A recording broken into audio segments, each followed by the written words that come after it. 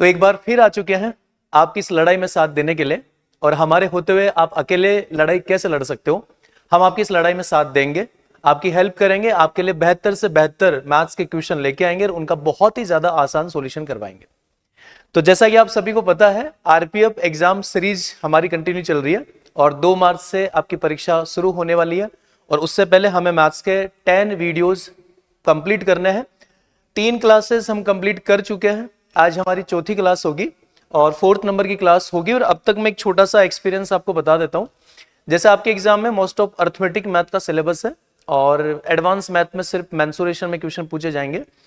तो जैसे मैं 4 क्लासेस का कंटेंट मैंने बनाया है, मैं प्रीवियस ईयर पेपर के जितने भी क्वेश्चन थे उन सबको देख के बनाया, तो मुझे तो ऐसा लगता है, थोड़ा ऐसा फील होता है यहाँ पे कि 10 वीडियो की भी आवश्यकता शायद ना हो। मेरे हिसाब से मैथ्स के सारे जितने भी अर्थमेटिक के इंपॉर्टेंट क्वेश्चन और उनके कंसेप्ट वाले जो क्वेश्चन होते हैं वो लगभग 6 से 7 वीडियो में ही खत्म हो जाएंगे। बट हम 10 वीडियो कंप्लीट करेंगे। हो सकता है आखिरी में अगर कंसेप्ट कंप्लीट हो जाएंगे तो लास्ट में हम 2-3 क्लासेस में लास्ट जो एनटीपीसी आरपीएफ जितने भी एग्जाम्स में इंपॉर्टेंट क्वेश्चन पूछे गए उन सबका एक प्रैक्टिस एक्सरसाइज रख लेंगे। तो जैसे कि आपका 3 क्लासेस का प्रोसेस हमने कंप्लीट कर लिया, तो बहुत ही अच्छा रिस्पॉन्स आप सभी का मिला, उसके लिए बहुत बहुत धन्यवाद। और आप सभी लोग हमारा साथ देते रहे ताकि हम और भी आप सभी के लिए बेटर से बेटर कोशिश करते रहे। आरपीएफ के बाद हम ग्रुप डी, एनटीपीसी जितने भी एग्जाम्स होगी उन सभी एग्जाम्स में भी भरपूर कोशिश करेंगे ताकि आपका रिजल्ट और भी बेहतर हो सके। तो आज का सेशन हम शुरुआत करते हैं और आज हमारी मैथ्स एग्जाम सीरीज की 4th नंबर की क्लास होगी। और अगेन हमने और भी मोस्ट इंपोर्टेंट क्वेश्चन का कलेक्शन आज किया है, जिसमें परसेंटेज, लाभानी, डिस्काउंट जितने भी टॉपिक्स हैं उनके क्वेश्चन हम डिस्कशन करने वाले। तो चलो ठीक है, फटाफट हम क्वेश्चन शुरू करते हैं। तो आज का हमारा फर्स्ट क्वेश्चन आपके सामने है स्क्रीन पे, आप एक बार क्वेश्चन को साथ में रीड कर लीजिएगा। तो डिस्काउंट के टॉपिक का एक क्वेश्चन है, बहुत ही बढ़िया और मोस्ट इंपोर्टेंट क्वेश्चन लगा ये, एसएससी की एग्जाम्स में पूछा हुआ क्वेश्चन था टीसीएस के अकॉर्डिंग। तो क्वेश्चन ये है कि एक रिटेलर 92,000 रुपए अंकित मूल्य के एयर कंडीशनर को बेचने के लिए 30% की छूट की घोषणा करता है। एयर कंडीशनर का क्रय मूल्य अंकित मूल्य से 70% कम है। यदि खरीदार खुदरा विक्रेता के स्टोर का अपना सदस्य कार्ड प्रस्तुत करता है तो वह 20% की अतिरिक्त छूट प्राप्त करता है। सदस्यता कार्ड योजना के साथ खुदरा विक्रेता का लाभ सदस्य कार्ड योजना के बिना खुदरा विक्रेता के लाभ का प्रतिशत कितना है। तो काफी अच्छा क्वेश्चन मुझे लगा, ये डिस्काउंट के टॉपिक को कॉन्सेप्ट के अकॉर्डिंग थोड़ा क्लियर करेगा। तो जैसा क्वेश्चन में आपको नॉलेज दिख रहा होगा कि एक एयर कंडीशनर है जिसका अंकित मूल्य 92,000 है और दुकानदार 30% छूट पे इसको बेचता है। फिर एक कंडीशन डाल रहा है, साथ में ये भी बता दिया कि जो क्रय मूल्य है वो अंकित मूल्य से 70% कम है। ठीक है, मतलब जैसे अंकित मूल्य 92,000 है तो जो क्रय मूल्य होगा वो इस 92,000 का 70% कम होगा।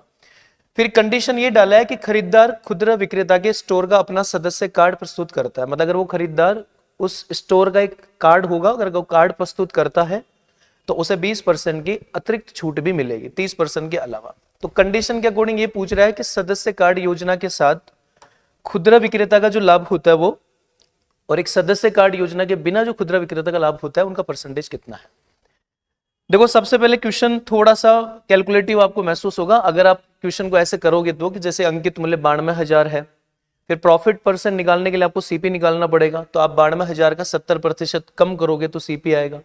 फिर इस अंकित मूल्य का 30% कम करेंगे, फिर जो आएगा उसका 20% और कम करेंगे। तो क्वेश्चन थोड़ा सा कैलकुलेटिव होगा। लेकिन आपको पता है कि इस क्वेश्चन में फाइनल आंसर जो पूछ रहा है वो परसेंटेज में पूछ रहा है, अमाउंट में नहीं पूछ रहा। तो इस क्वेश्चन में सबसे पहला तो मोस्ट इंपोर्टेंट जो पॉइंट है वो ये रहेगा, अगर आप क्वेश्चन को इजी करना चाहते हो बेसिकली, कि अगर फाइनल आंसर परसेंटेज में पूछ रहा, अमाउंट में नहीं पूछ रहा, तो हमें इस 92,000 वाले अमाउंट की जरूरत नहीं है। हम इसकी जगह क्या कर सकते हैं, वस्तु का अंकित मूल्य हम 100 यूनिट मान सकते हैं। तो 92,000 की जगह एक तो आपको 100 मानना है ताकि आपका कैलकुलेशन सिंपल हो।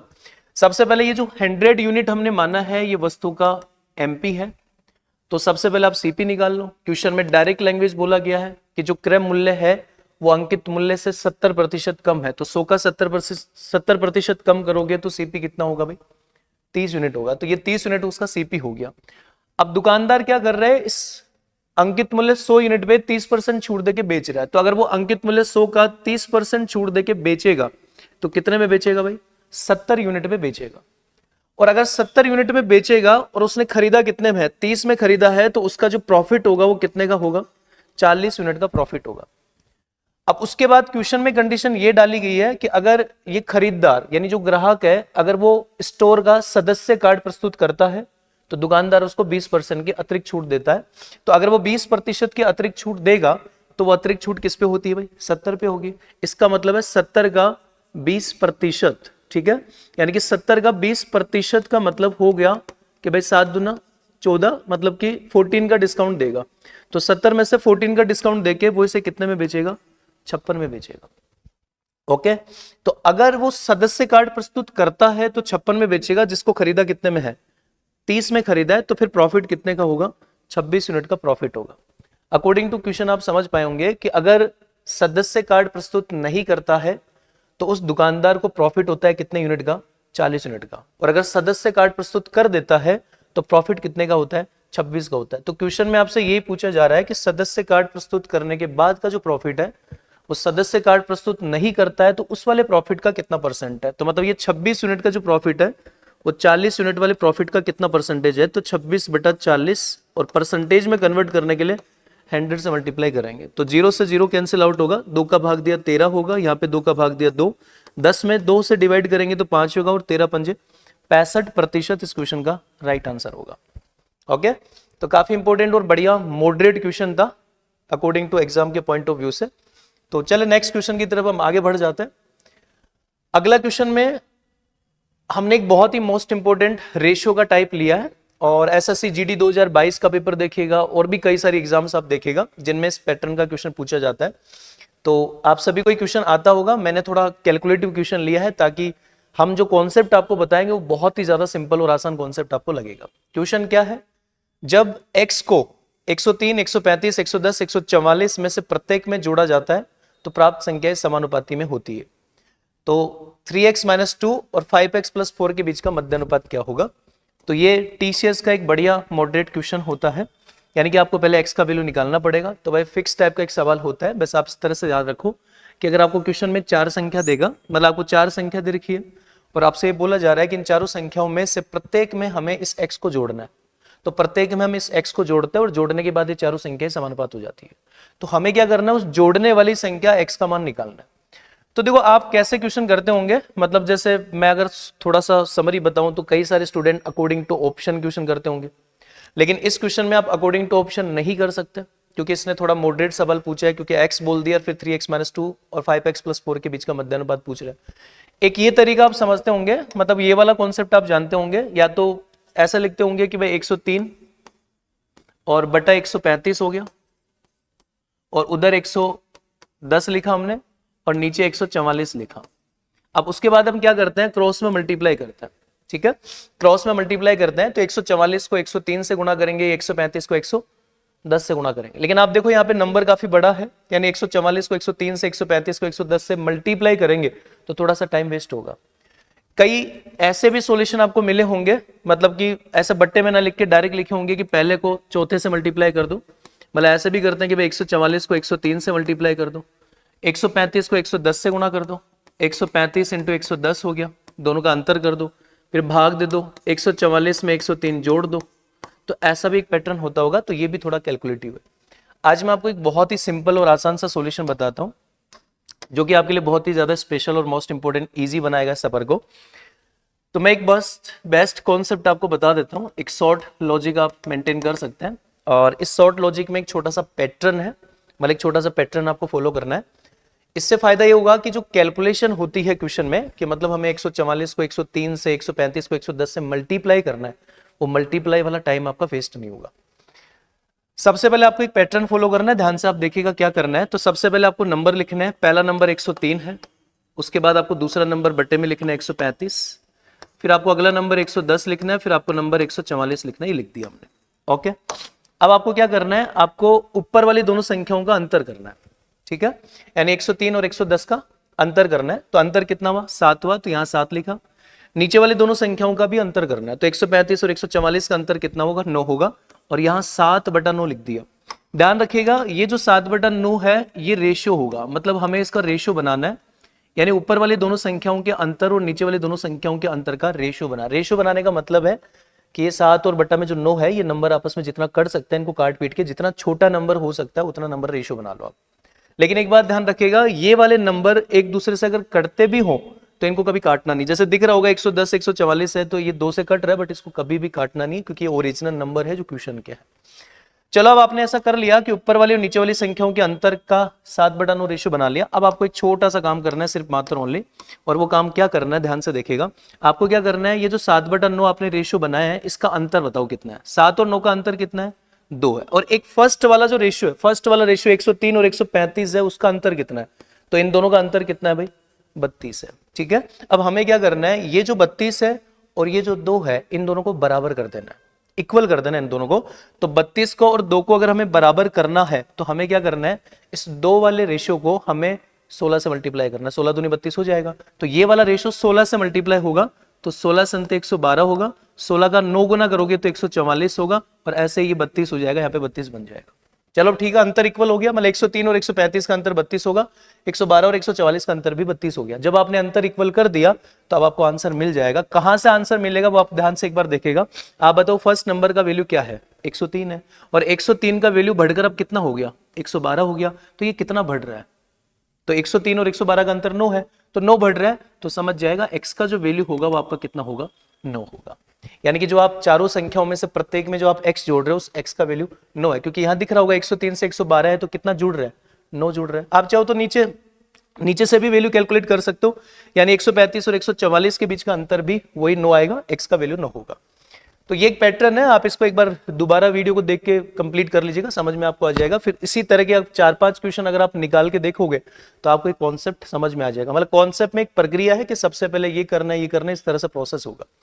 चलो ठीक है, x का वैल्यू 9 अपने को प्राप्त हो चुका है। अब हमें क्या करना है, क्वेश्चन में ये निकालना है 3x - 2 5x + 4।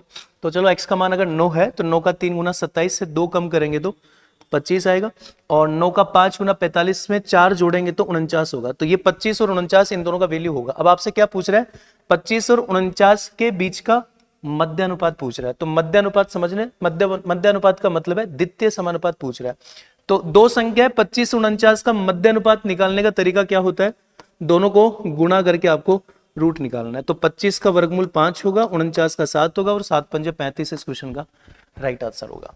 ठीक है, तो इसीलिए मैंने क्वेश्चन लिया है। मतलब जब नंबर छोटे होते हैं भाई, नंबर जब मिनिमम नंबर होते हैं तो आप क्रॉस में मल्टीप्लाई इजीली कर सकते हैं। कल को ऐसा अगर मुश्किल थोड़ा सा कैलकुलेटिव सवाल आ जाएगा तो कॉन्सेप्ट आपका बेस्ट होगा। ओके ठीक है भाई, नेक्स्ट क्वेश्चन की तरफ हम बढ़ते हैं। चलो भाई ठीक है, अगला जो क्वेश्चन हमने लिया है वो डीआई का पार्ट है, और ये जो क्वेश्चन हम सेलेक्ट कर रहे हैं ये पिछला आरपीएफ एसआई के पेपर में पूछा हुआ एक सवाल है। तो एक बार क्या क्वेश्चन एक बार समझ लेते हैं। निम्नलिखित तालिका का अध्ययन करें और नीचे दिए प्रश्न का उत्तर दे। निम्नलिखित तालिका 3 विभिन्न प्रकार के वाहनों का रुपए में किराया दर्शाता है। तो मतलब क्वेश्चन ये है कि आपको एक जो टेबल दे रखी है, इस टेबल में आपको अलग अलग जो वाहन है, बस, ऑटो, टैक्सी है, उनके लिए किलोमीटर के हिसाब से आपको किराया क्या चार्ज लगेगा वो दिखाया गया। जैसे आप थोड़ा समझना चाहिए तो ऐसे समझ सकते हैं कि अगर कोई व्यक्ति बस से यात्रा करता है तो बस से 2 किलोमीटर यात्रा करेगा तो उसको 5 रुपए का किराया देना पड़ेगा, 4 किलोमीटर में 9 रुपए का, 7 किलोमीटर में 13.5 रुपए का। ऐसा एक डाटा आपको दे रखा है। तो क्वेश्चन बहुत सिंपल है, कोई ज्यादा दिक्कत है नहीं इसमें। तो सबसे पहले क्या क्वेश्चन पूछ रहा है, यहाँ पे यहां से क्वेश्चन शुरू हो रहा है। तो यहां से क्वेश्चन शुरू हो रहा है, अजीत 17 किलोमीटर की दूरी तय करना चाहता है। ठीक है भाई, वह बस से अपनी यात्रा शुरू करता है और 7 किलोमीटर की यात्रा के बाद वह शेष दूरी के लिए टैक्सी लेता है, तो सभी में कितना पैसा खर्च होगा। देखो समझने की बात यह है कि अजीत जो है उसने टोटल 17 किलोमीटर की यात्रा की है। 17 किलोमीटर में से 7 किलोमीटर यात्रा तो उसने बस से तय की है, और बाकी की जो 10 किलोमीटर यात्रा है उसने टैक्सी से तय की है।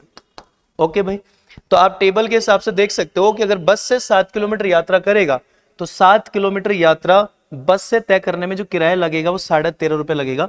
तो 13.5 रुपए का खर्चा तो 7 किलोमीटर में आ गया भाई, और बाकी का 10 किलोमीटर टैक्सी से करेगा। तो 10 किलोमीटर की यात्रा अगर वो टैक्सी से कर रहा है तो उससे जो खर्चा लगेगा वो कितना लगेगा, 41.5 रुपए का लगेगा। तो 41.5 रुपए का खर्चा बाकी के 10 किलोमीटर में आएगा। तो अगर आप इन दोनों को जोड़ेंगे तो 40, 50, 54 और 55 हो गया।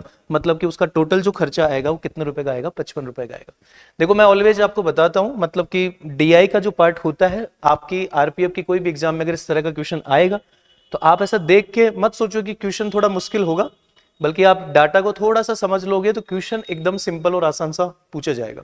ठीक है, तो ये बहुत एक नॉर्मल और सिंपल सा क्वेश्चन था। ओके भाई, नेक्स्ट क्वेश्चन की तरफ हम चल लेते हैं।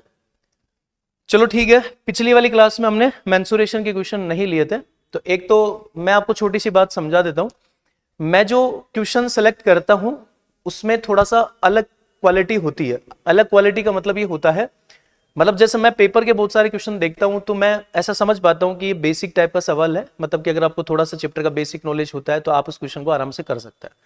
मैं मोस्ट ऑफ वो ही क्वेश्चन सेलेक्ट करता हूं जिनमें कुछ बेहतरीन कंसेप्ट लग सकता है, जिनमें आपको प्रॉब्लम आ सकती है, और कॉन्सेप्ट के अकॉर्डिंग क्वेश्चन हम लेते हैं। ठीक है, मेंसुरेशन के टॉपिक जो है उसमें ज्यादा कॉन्सेप्ट के अकॉर्डिंग क्वेश्चन पिछले 4-5 साल से एग्जाम में नहीं पूछे जाते हैं। फॉर्मूले बेस्ड क्वेश्चन सबसे ज्यादा पूछे जाते हैं, मतलब कि अगर आप सारे फॉर्मूले अच्छे से क्लियर कर लेंगे तो 99% पॉजिटिव चांस होगा कि एग्जाम में इस टॉपिक का सवाल आपका हो जाएगा। थोड़ा सा कैलकुलेशन होता है इस टॉपिक में, बाकी मॉडरेट सवाल हुआ या स्पेशल टाइप का सवाल नहीं होता है। ओके भाई, तो एक सिंपल सा टाइप आज आपने लिया है जिसके बहुत सारे क्वेश्चन एसएससी में और अदर एग्जाम्स में मैंने देखे हैं। तो एक ठोस लंबवर्तीय बेलन जिसके आधार की त्रिज्या 22.5 सेंटीमीटर है और जिसकी ऊंचाई 24 सेंटीमीटर है को पिघलाकर एक लंबवर्तीय शंकु के आकार में डाला जाता है जिसके आधार की त्रिज्या 36 सेंटीमीटर और इस शंकु की ऊंचाई कितनी होगी। ठीक है भाई, तो देखो क्वेश्चन क्लियर पॉइंट ये है, मतलब कि हमने एक ऐसा क्वेश्चन सेलेक्ट किया है जिसमें आप एक बेलन को, भाई एक ठोस बेलन को पिघलाकर हम क्या बना रहे हैं भाई, शंकु बना रहे हैं। तो भाई ये क्वेश्चन काफी ज्यादा इंपॉर्टेंट होता है, मतलब किस तरह की भाषा के क्वेश्चन पूछे जाते हैं। मैंने एसएससी के बहुत सारे पेपर्स देखे हैं, उन सारे क्वेश्चंस में अगर देखी जाए तो एक आकृति को पिघलाकर दूसरी कोई आकृति बनाने का जो पैटर्न होता है ऐसा एग्जाम में ज्यादा पूछा जाता है। तो कुछ भी नहीं होता है सवाल में, बस इतना आपको ध्यान रखना है, मतलब कि कॉन्सेप्ट क्या है कि अगर आप एक बेलन को पिघलाकर आप एक शंकु बनाओगे तो आप जानते हैं दोनों का आयतन बराबर होगा, क्योंकि बेलन में जो मटेरियल था या बेलन में जो लिक्विड था या जो मटेरियल था उसी को हमने शंकु में कन्वर्ट किया। तो ध्यान रखिएगा ऐसे सिचुएशन में दोनों का आयतन बराबर होगा, बेलन का आयतन बराबर शंकु का आयतन। अब बेलन का आयतन बराबर शंकु का आयतन होगा तो हमें यहाँ फॉर्मूले के अकॉर्डिंग लिखना है, तो बेलन का आयतन होता है पाई आर स्क्वायर एच। ठीक है, तो सबसे पहले पाई, अब देखो बेलन का आयतन पाई आर स्क्वायर एच होगा, शंकु का आयतन 1/3 पाई आर स्क्वायर एच होगा। तो दोनों को जो बराबर करेंगे तो पाई बेलन में भी है और पाई शंकु में भी है, तो आपको 22/7 लिखने की जरूरत नहीं है। सबसे पहले बेलन का आयतन लिख रहे हैं, सबसे पहले पाई, तो पाई आर स्क्वायर, तो आर स्क्वायर आएगा यहाँ पे। तो बेलन की त्रिज्या कितनी है, 22.5 सेंटीमीटर। तो 22.5 सेंटीमीटर का मतलब क्या होता है भाई, 22.5 का मतलब होता है 45/2 होता है, और यहाँ पे आर का स्क्वायर होगा इसलिए 45/2 को 2 बार लिख दीजिए भाई। तो 45/2 इंटू 45/2 हो गया, तो ये हो गया आर स्क्वायर। तो पाई आर स्क्वायर एच और होता है, और बेलन की ऊंचाई कितनी है 24 है, तो यहाँ पे 24 आएगा। ओके, ये हो गया बेलन का आयतन। अब ये बराबर होगा शंकु का आयतन, शंकु का आयतन होता है 1/3 पाई आर स्क्वायर। तो इसका आर कितना है 36 है, और 36 का स्क्वायर है तो यहाँ पे 36 2 बार आ जाएगा, तो 36 इंटू 36, और इसका एच आपसे पूछ रहा है तो ये एच रह जाएगा। तो ये बेलन का आयतन बराबर शंकु का आयतन हो गया। अब आप यहां से बस ओनली कैलकुलेशन को हैंडल कर लो, बाकी कुछ नहीं है इसमें। तो देखो पाई से पाई कैंसिल आउट होगा, 3 का भाग अगर आप इसमें देंगे तो 12 होगा, 12 का भाग इसमें देंगे तो 2 होगा, 2 से 2 कटेगा। ठीक है, 9 से डिवाइड करेंगे तो ये 5 होगा, 9 से डिवाइड करेंगे तो ये 4 होगा, बाकी इसमें कुछ कैलकुलेट नहीं हो पाएगा। तो h का मान अगर आपको निकालना है तो 45 5 से गुणा होगा, जो कि कितना होगा भाई 225 होगा। ठीक है, 40 का 5 गुना 200 होता है, 5 का 5 गुना 25 होता है, 225 हो गया। और ये वाला 4 ये वाले 2 से गुणा होकर 8 होगा, और इसमें 8 का भाग लगेगा। तो जब आप 225 में 8 का भाग देंगे तो सबसे पहले 8 दूनी 16। ठीक है, बाकी कितना बचा भाई 6 बचा, 6 बचा तो 5 65 हो गया, और 8 घंटे 64 हो गया, तो 28 पॉइंट कुछ आंसर होगा भाई। तो 28.125 सेंटीमीटर, जो कि बी ऑप्शन है आपका राइट आंसर। तो क्वेश्चन एकदम सिंपल होता है, फॉर्मूले आप अच्छे से क्लियर करो, और ये टाइप मैंने समझा दिया। अगर बेलन को पिघलाकर शंकु बनाया जाता है तो दोनों का आयतन बराबर होता है। बाकी इसमें एक खास बात, ये सबसे इंपॉर्टेंट बात होती है, जैसे इस तरह के सवाल ज्यादा, इस तरह के क्वेश्चन भी बनते हैं इसमें कि एक बेलन को पिघलाकर हमने बहुत सारे छोटे छोटे एन शंकु बनाए, मतलब बहुत सारे शंकु बनाए। यहां तो एक ही शंकु बना रहे हैं, तो वहां छोटे छोटे एन शंकु बनाए जाते हैं, या फिर बोल सकता है कि 64 शंकु बनाए जाते हैं, 65 शंकु बनाए जाते हैं। तो इस तरह का भी एक क्वेश्चन हम नेक्स्ट कोई क्लास में जरूर ले लेंगे, तो वहां पे हम समझ लेंगे।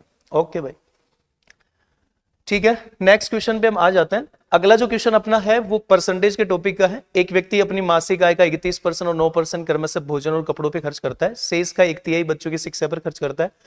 वह प्रति माह 4500 बचाता है, जो भोजन, कपड़े और बच्चों की शिक्षा पर खर्च करने के बाद शेष राशि के आधे के बराबर है। तो मासिक आय ज्ञात कीजिए।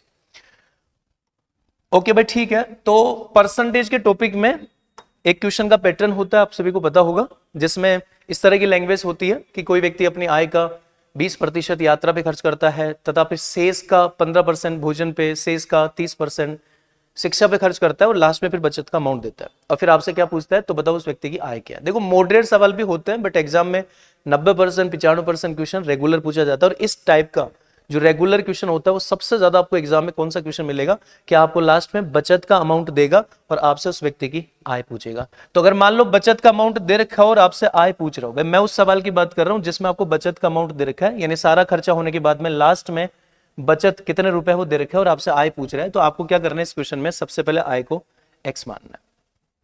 ठीक है, आय को एक्स मानना है, बहुत सिंपल है। एक्स कोई सवाल का पार्ट नहीं होगा, बस पोजीशन है।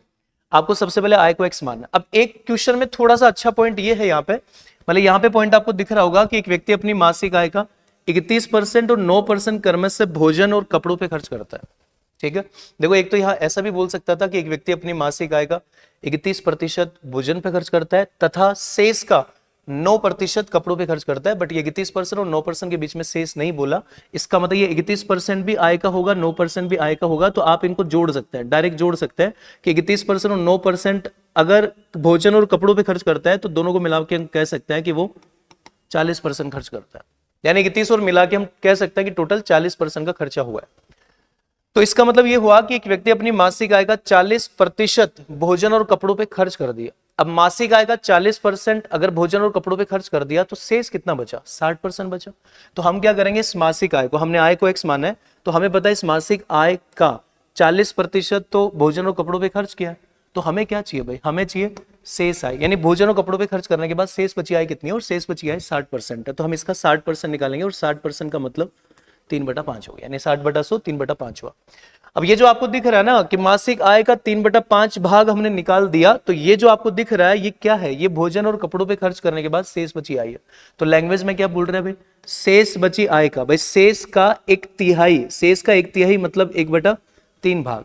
तो शेष का 1/3 बच्चों की शिक्षा पे खर्च कर दिया। और आगे फिर क्या बोल रहा है, प्रतिमाह 45 रुपए बचाता है जो भोजन, कपड़े और बच्चों की शिक्षा पर खर्च करने के बाद शेष बची राशि का आधा है।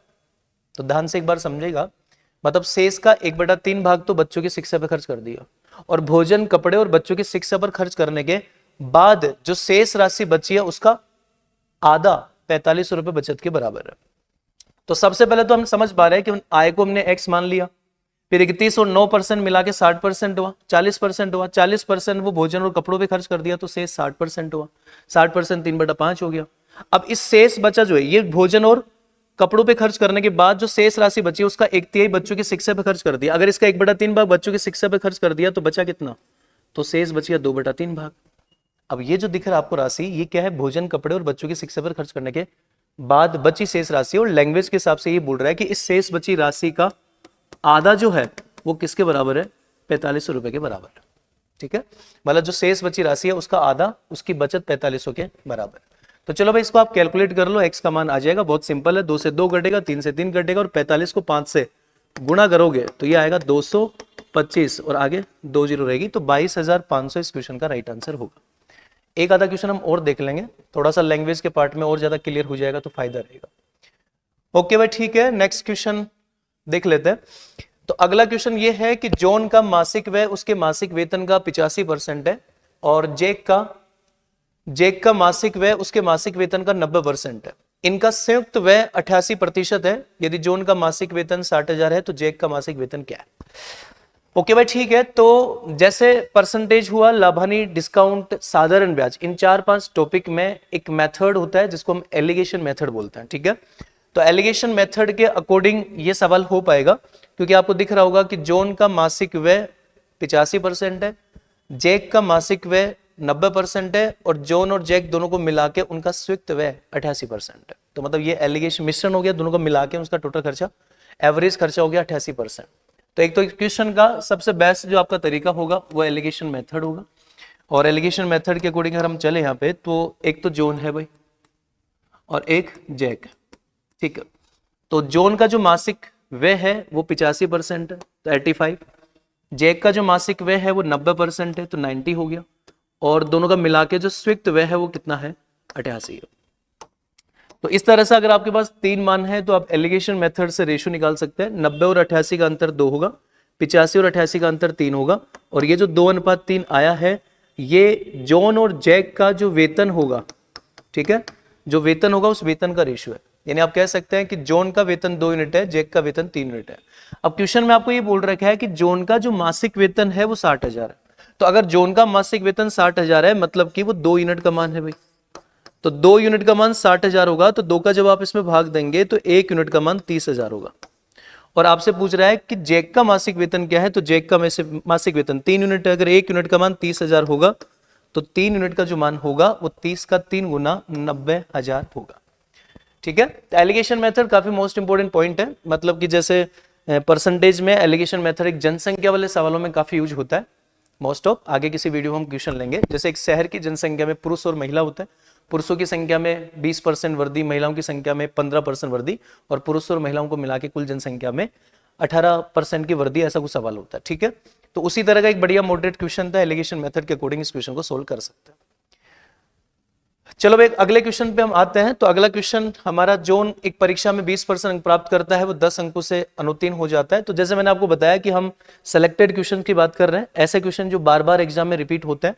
तो ये क्वेश्चन जानते होंगे आप, परीक्षा से रिलेटेड एक भाषा होती है, परीक्षा का पूर्णांक, परीक्षा का उत्तीर्णांक, प्रतिशत उत्तीर्णांक अंक होता है। ठीक है, तो बहुत ही आसान सा और इजी सा मैं तरीका आपको बताता हूं। अगर अभी तक आपको क्वेश्चन कभी समझ में नहीं आया तो उम्मीद है आज आपको ये क्वेश्चन बहुत ईजी तरह से समझ में आएगा। क्वेश्चन ये बोलना चाहता है कि जॉन को एक परीक्षा में 20% अंक प्राप्त हुए और वह 10 अंकों से अनुत्तीर्ण हो गया। मतलब ध्यान से समझेगा, जॉन कोई व्यक्ति, जॉन कोई विद्यार्थी है जो एक परीक्षा देता है और उसे परीक्षा में कुल अंक जितने भी थे उनका 20% अंक प्राप्त हुआ। तो 20% अंक प्राप्त हुआ और वो 10 अंकों से फेल हो गया। तो 10 अंकों से फेल होने का मतलब है कि पास होने के जो न्यूनतम अंक होते हैं, भाई कोई भी परीक्षा में पास होने के न्यूनतम अंक होते हैं, और ये पास होने के जो न्यूनतम अंक होते हैं उनको इन सवालों की भाषा में उत्तीर्णांक अंक बोलते हैं। ठीक है, तो कोई भी परीक्षा में पास होने के लिए जितने न्यूनतम अंक होते हैं, तो जॉन एक परीक्षा में 20% अंक प्राप्त करता है और वो 10 अंकों से फेल हो जाता है। 10 अंकों से फेल होने का मतलब है कि पास होने के न्यूनतम अंकों से 10 अंक कम प्राप्त करता है वो। तो इसको आप ऐसे लिखेगा कि जॉन 20% अंक प्राप्त करता है, तो जॉन के अंक कितने हैं? 20%। ये जॉन के अंक है, और हमें पता है जॉन के जो अंक है वो पास होने के न्यूनतम अंकों से 10 कम है। तो मैं इसमें 10 ऐड कर दूंगा, और अगर 10 ऐड कर दूंगा तो ये जो हो गया 20% प्लस 10 अंक जो हो गया, ये परीक्षा के पास होने के न्यूनतम अंक है। ओके, इसी प्रकार बोल रहा है इसी परीक्षा में जैक को 35% अंक प्राप्त हुए जो न्यूनतम उत्तीर्ण अंकों से 20 अधिक थे। तो दूसरे विद्यार्थी जैक ने 35% अंक प्राप्त किया, तो ये जैक के अंक है भाई। तो जैक के अंक कितने हैं? 35% है। और लैंग्वेज के हिसाब से क्या बोल रहा है कि जैक के जो अंक 35% है वो पास होने के न्यूनतम अंकों से 20 अंक ज्यादा है। तो आप इसमें से 20 घटा देंगे तो ये पास होने के न्यूनतम अंक होंगे। अब ये भी पास होने के न्यूनतम अंक है, ये भी पास होने के न्यूनतम अंक है, तो आपस में क्या होंगे? बराबर होंगे। यहां से आपको थोड़ा कैलकुलेशन करना है। 20% इधर जाके 35 में से घटेगा तो 15% आ गया, और ये माइनस का 20 अंक इधर आके 10 अंक में जुड़ेगा तो 30 अंक आ गया। 15% अगर 30 अंक के बराबर है तो आप कह सकते हैं 1% का वैल्यू जो होगा वो 2 अंक के बराबर होगा। ओके, अब यहीं से 3 सवाल पुटअप कर सकते हो। जैसा आपको पता चल गया 1% 2 अंक के बराबर है, तो कल को क्वेश्चन में आपसे ये पूछ लेता तो बताए परीक्षा का पूर्णांक क्या है, या परीक्षा के अधिकतम अंक कितने हो सकते हैं। तो परीक्षा के पूर्णांक का मतलब होता है, परीक्षा का पूर्णांक होता है 100%। ठीक है, तो अगर 1% का मान 2 अंक है तो 100% का मान कितना होता? 200 अंक होता। अगर परीक्षा का पूर्णांक पूछा होता तो 200 इस क्वेश्चन का आंसर होता 100% के अकॉर्डिंग। लेकिन इस क्वेश्चन में क्या पूछ रहा है आपसे? इस क्वेश्चन में पूछ रहा है कि उत्तीर्ण होने के लिए आवश्यक न्यूनतम अंकों का प्रतिशत पूछ रहा है। यानी उत्तीर्ण होने के लिए आवश्यक न्यूनतम अंकों का प्रतिशत पूछ रहे हैं। कई सवालों में इसी को ऐसे भी बोला जाता है, यानी आपसे उत्तीर्णांक प्रतिशत पूछ रहा है। उत्तीर्णांक प्रतिशत यानी परीक्षा में पास होने के लिए न्यूनतम कितने प्रतिशत अंक चाहिए। तो आपको पता होगा परीक्षा में पास होने के लिए न्यूनतम कितने अंक चाहिए, तो आपको दिख रहा होगा ये जो 20% प्लस 10 है, यही तो परीक्षा के पास होने के न्यूनतम अंक है भाई। ठीक है, लेकिन आपको ध्यान ये रखना है कि आपको जो आंसर पूछ रहा है वो किस में पूछ रहा है? परसेंटेज में पूछ रहा है। तो आपको पता है ये 20% तो ऑलरेडी परसेंटेज में है, तो 20 तो पहले ही परसेंटेज में है, उसको रहने दीजिए। लेकिन ये जो 10 अंक है, हमें इन 10 अंकों को परसेंटेज में चेंज करना है, और इसके लिए आपके पास डाटा है। आप मुझे बताइएगा 2 अंक अगर 1% के बराबर है तो 10 अंक कितने परसेंट के बराबर होंगे? 5% के बराबर होंगे। और आप 20 में 5 जोड़ेंगे तो आप कह सकते हैं परीक्षा में पास होने के लिए आवश्यक न्यूनतम अंक जो प्रतिशत होंगे वो 25% होंगे। ठीक है, तो इसी तरह से पॉइंट आप क्लियर कर लीजिएगा। तो बहुत ही आसान और सिंपल सा तरीका हमने आपको बता दिया। नेक्स्ट क्वेश्चन की हम बात कर लेते हैं। अगला क्वेश्चन है, यदि एक परसेंटेज का बेसिक क्वेश्चन लिया है, लेकिन हमने जैसे 2023 और 24 के जितने भी पेपर सोल्व किए थे, बहुत मैनी टाइम ये क्वेश्चन रिपीट हुआ। यदि ए बी का 95% है तो ए का कितना प्रतिशत बी है? मतलब सबसे ज्यादा रिवीजन था इस क्वेश्चन का कि ए की आई बी की आई से 20% ज्यादा है तो बी की आई ए की आई से कितने परसेंट कम है, इस तरह के सवाल बनता है। तो क्या करना पड़ेगा आपको? क्वेश्चन ये बोल रहा है यदि ए बी का 95% है तो आपको यहां से क्या करना पड़ेगा? ए और बी का रेशियो निकालना पड़ेगा। ठीक है, रेशियो आएगा यहां से, ए बी का 95% है तो आप इसको ऐसे लिख सकते हैं, ए बी का 95% है तो 95/100 हो जाएगा, जिसको आप 5 से काटेंगे तो 19/20 आएगा। ठीक है, तो यहां से आपको ये पता चल गया ए का जो मान है वो 19 यूनिट है और बी का मान 20 यूनिट है। अब क्वेश्चन क्या पूछ रहा है? तो ए का कितना प्रतिशत बी है। तो एक तो लैंग्वेज थोड़ा सा यहां समझना है, यहां से शुरू करना है। यानी पूछना ये चाहता है कि जो बी जो है ना वो बी ए का कितना प्रतिशत है। तो बी ए का कितना परसेंट है, इसका मतलब होता है बी ए का, तो बी में ए का भाग देके गुणा 100 से करते हैं, इस तरह का पैटर्न होगा। ठीक है, ठीक है भाई, ओके। तो बी जो है वो ए का कितना परसेंट है, तो आप बताएं बी कितना है? बी का मान कितना है? 20 है। तो ये जो बी का मान 20 है, ये ए के मान 19 का कितना परसेंट है? तो 20/19 इसको लिखा जाएगा। ठीक है, अब एक कैलकुलेशन के लिए मैं सिंपल तरीका आपको बता देता हूं। जैसे 20/19 इंटू 100 तो आप करेंगे भाई, लेकिन जो स्टूडेंट थोड़ा सा नंबर याद रखते हैं, मतलब अगर आप परसेंटेज के नंबर याद रखते हैं तो आप इसको ऐसे भी कर सकते हैं, मतलब ये तो आप कर ही सकते हैं। 20/19 का मतलब होता है 1 से 1/19, यानी 20/19 का मतलब हो गया 1 से 1/19। अब मैं इतना कह सकता हूं कि 1 को अगर आप परसेंटेज में चेंज करोगे तो वो 100% आएगा। और ये आपको याद होना चाहिए कि 1/19 को अगर आप परसेंटेज में चेंज करते हो तो वो होगा प्लस 5 से 5/19%। तो जब आप दोनों को जोड़ेंगे तो ये बन जाएगा 105 से 5/19%, जो कि डी ऑप्शन आपका राइट आंसर है। ठीक है, तो बहुत ही सिंपल और आसान सा क्वेश्चन है। चलो भाई ठीक है, अगले क्वेश्चन पे हम आ जाते हैं। और अगला क्वेश्चन एक बार क्या है पढ़ते हैं। एक डीलर अपने माल का क्रय मूल्य से 20% अधिक मूल्य अंकित करता है और अंकित मूल्य पे 15% छूट देता है। देखो, इस क्वेश्चन को देखते ही मेरे दिमाग में बहुत कुछ चीजें घूमी है। मतलब कि जैसे हम रीडिंग करते हैं पेपर्स 2024, 23, 22 में जो भी क्वेश्चंस पूछे जाते हैं, डिस्काउंट का एक थोड़ा सा खेल मैं बताता हूं आपको। मतलब पिछले सप्ताह की ही बात है, पिछले ही सप्ताह हमने डिस्काउंट के लगभग अलग अलग 30-40 एग्जाम्स के 940 प्लस क्वेश्चन हमने सोल्व किए थे। ठीक है, मतलब 940 के आसपास हमने डिस्काउंट के क्वेश्चंस की समरी की, पता चला कौन सा एग्जाम का इंपॉर्टेंट सवाल है, क्या कैलकुलेशन प्रैक्टिस है। तो मैं आपको ये कह सकता हूं कि ये जो क्वेश्चन आपके सामने है, ठीक है, टीसीएस के जो पेपर्स के पैटर्न होते हैं, ये वाला क्वेश्चन इन 940 क्वेश्चन में कम से कम तो आपको 200 प्लस टाइम रिपीट होता हुआ मिलेगा। ठीक है, मतलब बहुत ही ज्यादा मोस्ट इंपोर्टेंट क्वेश्चन है डिस्काउंट का, और बहुत सिंपल सवाल भी है। मतलब ऐसा भी नहीं कि मुश्किल क्वेश्चन है, बहुत सिंपल क्वेश्चन है। इस क्वेश्चन में 2 पॉइंट है, मतलब कि 2 चीजें हैं। आप कैसे याद रखेंगे कौन से क्वेश्चन की हम बात कर रहे हैं। तो पहले तो एक तो आपको ये पता है कि क्रय मूल्य में 20% की वृद्धि करके, क्रय मूल्य में 20% की वृद्धि करके वो अंकित मूल्य बनाता है, और फिर अंकित मूल्य पे 15% की छूट देता है। छूट का मतलब होता है कमी करता है। मतलब आप ऐसा समझे, पहले सीपी को 20% बढ़ा के लिखेगा और फिर लिखने वाले मूल्य को 15% वापस कम करके बेचेगा। तो ये एक क्रमागत वृद्धि कमी का सवाल होता है। तो इस क्वेश्चन में अगर आपको प्रॉफिट एंड लॉस परसेंट निकालना, भाई मुझे प्रॉफिट लॉस परसेंट निकालना है, तो सबसे आसान और सिंपल जो तरीका है वो सक्सेसिव फॉर्मूला है। मतलब जो हम परसेंटेज लाभान्वित जैसे टॉपिक में क्रमागत वृद्धि कमी में सक्सेसिव फॉर्मूला लगाते हैं, वो इसमें लागू कर सकता है। जैसे भाई आपको पता है 20% वृद्धि है और फिर 15% की वापस कमी कर रहा है, तो 20% वृद्धि 15% कमी, तो आप ऐसा सोल्व करेंगे 20 - 15 - 20 × 15/100 होगा। तो जब आप 15 को 20 से गुणा करेंगे तो ये 300 हो जाएगा, और 300 में अगर आप 100 का भाग देंगे तो ये 3 हो गया।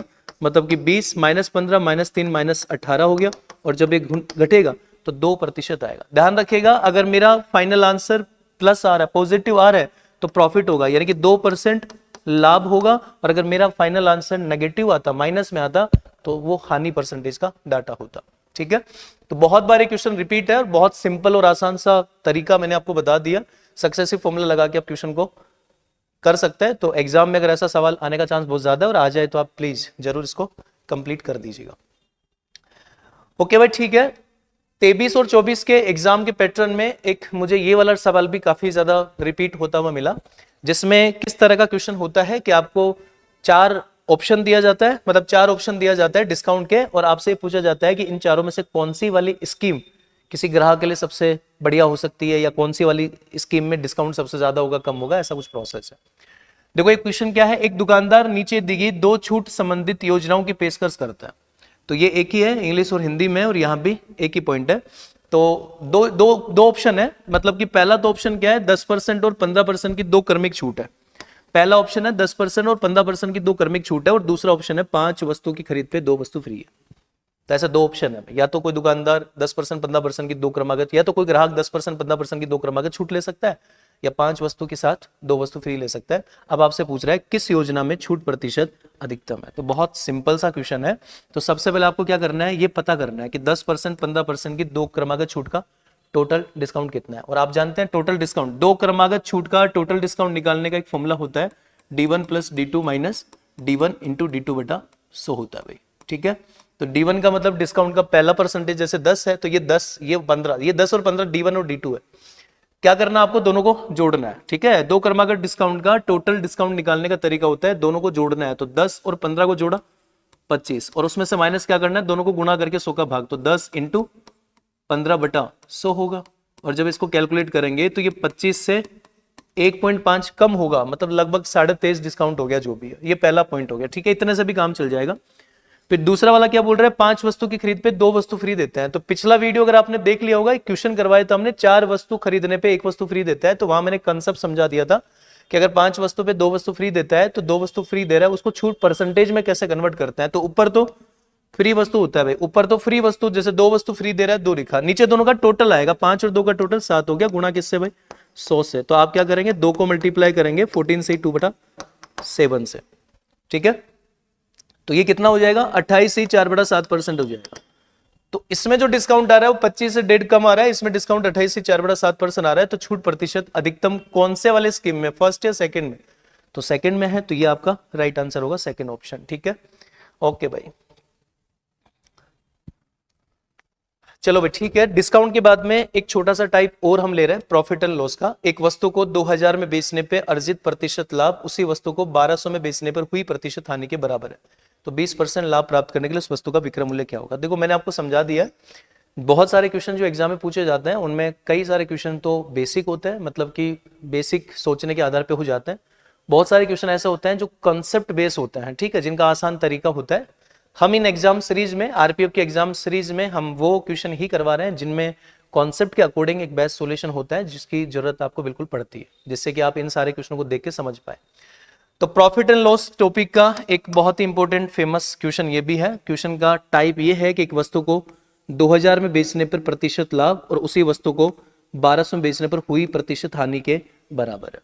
मतलब आप किसी वस्तु को 2000 में बेचते हैं तो आपको कुछ परसेंट का लाभ होता है, उसी वस्तु को अगर आप 1200 में बेचते हैं तो कुछ परसेंट की हानि होती है, लेकिन वो जो लाभ और जो हानि हो रहा है वो आपस में क्या है, बराबर है। तो यही चीज इंपॉर्टेंट है, अगर वो लाभ और हानि बराबर है तो यहां से सीपी निकालने का एक इजी कंसेप्ट होता है, और वो ये है कि आप दोनों अमाउंट को जोड़ के 2 का भाग देंगे। भाई ये पैटर्न याद रखेगा, लेकिन ध्यान रखिएगा ये वाला पैटर्न हम वहीं कर सकते हैं जहां पे प्रॉफिट और लॉस क्या होता है, बराबर हो। लाभ और हानि अगर बराबर है तो आप सीपी निकालने के लिए दोनों को जोड़ के 2 का भाग देंगे, ठीक है।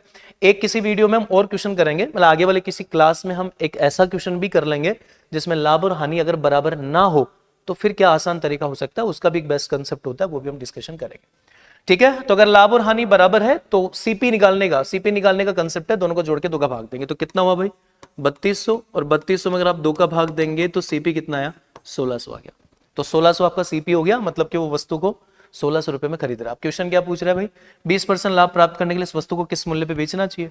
तो 20% लाभ पे जो एसपी होता है वो सीपी का 20% ज्यादा होता है, या फिर ये कह सकते हो 20% लाभ कमाने के लिए आपने जितने में खरीदा है उसका 20% ज्यादा में बेचना होगा। तो खरीदा कितने में भाई, 1600 में, तो 1600 का 20% कितना होगा, 320 होगा भाई, 160 का डबल हो जाएगा। और 320 का लाभ उठा के कितने में बेचेंगे, 1920 में बेचेंगे, तो सी ऑप्शन आपका राइट आंसर होगा। ठीक है, तो बहुत ही आसान और सिंपल सॉल्यूशन है, बस आप कवर करते जाएगा, आपके एग्जाम का रिजल्ट बेहतरीन होगा, ये हमारा पूरा विश्वास है। ओके, चलो भाई ठीक है, आगे हम चलते हैं किस पे, ब्याज वाले टॉपिक में चलते हैं। जैसे साधारण ब्याज, चक्रवृद्धि ब्याज का आज हमने कौन सा क्वेश्चन सेलेक्ट किया है, तो क्वेश्चन ये है कि एक व्यक्ति किसी कंपनी में कुल 10,000 की राशि का निवेश करता है, राशि का एक हिस्सा 10% प्रतिवर्ष साधन ब्याज दर पे, शेष भाग 15% वार्षिक साधन ब्याज दर पे निवेश किया गया है।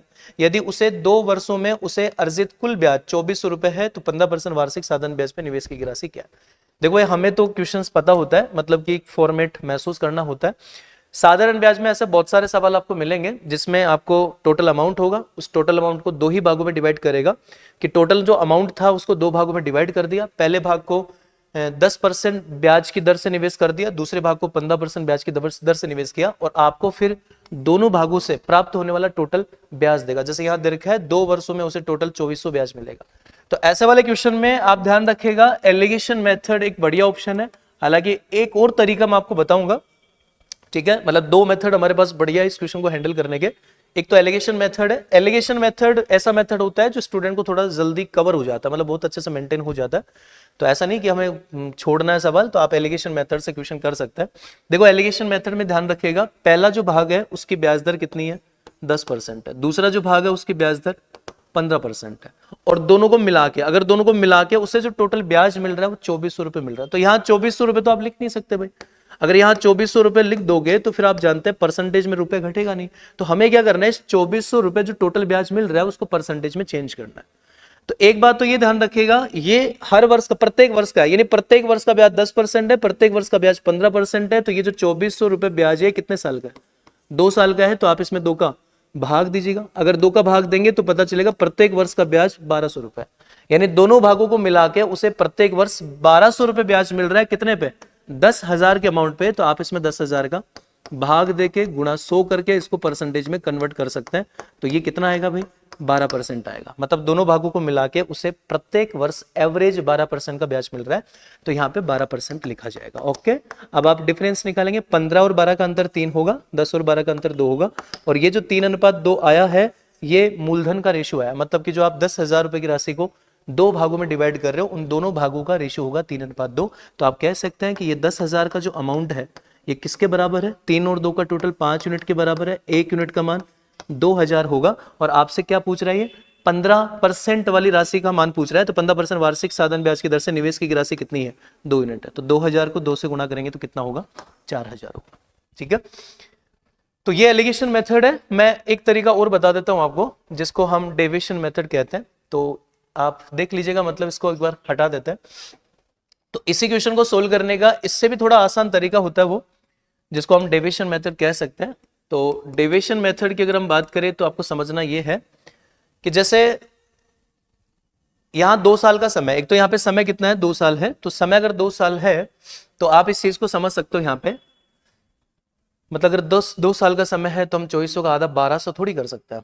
ठीक है, 1200 अगर आप करेंगे तो 1205, ठीक है, कर सकते हैं, ऐसा कोई दिक्कत नहीं है। ठीक है, तो आप या तो ऐसा कर लीजिए सवाल में कि भाई 2400 2 साल का ब्याज है, तो इसमें 2 का भाग देके आप एवरेज 1 साल का ब्याज 1200 निकाल लेते हैं। ठीक है, अब तुम्हें बात पता है कि 1200 कैसे आया होगा, मतलब कि 10,000 का जो अमाउंट है, भाई मैं ओरली बताता हूँ, 10,000 का जो अमाउंट है इसको 2 पार्ट में डिवाइड किया। पहला वाला जो मूलधन, पहला वाला जो अमाउंट होगा उसका 10% 1 साल का ब्याज है, और दूसरे वाले अमाउंट का 15% है। तो पहले वाले भाग का 10% और दूसरे वाले भाग का 15% निकालोगे तो उन दोनों का टोटल 1200 के बराबर होगा। अब डेविएशन मेथड में हम क्या करते हैं, या तो दोनों ही भागों पे, भाई या तो हम क्या करते हैं, दोनों ही भागों पे 10% इक्वल कर देते हैं, या दोनों ही भागों पे 15% इक्वल करते हैं। अगर तुम पहले और दूसरे दोनों ही भागों पे 10% ब्याज कर दोगे तो जिस वाले भाग पे 15% होगा उस पे 5% कम हो जाएगा, और अगर दोनों पे ही हम 15% कर देंगे तो 10% वाले भाग पे ब्याज 5% बढ़ जाएगा। तो अब हम सवाल में क्या पूछ रहे हैं, 15% वार्षिक साधन ब्याज वाली राशि पूछ रहा है। तो इसका मतलब ये हुआ कि चेंजेस 15% वाले पे ही होना चाहिए, मतलब हम 15 वाले को ही चेंज करेंगे, 10 वाले को चेंज नहीं करेंगे। इसका मतलब यहां तो 10% है ही, हम 15 वाले पे भी 10 ही कर देंगे।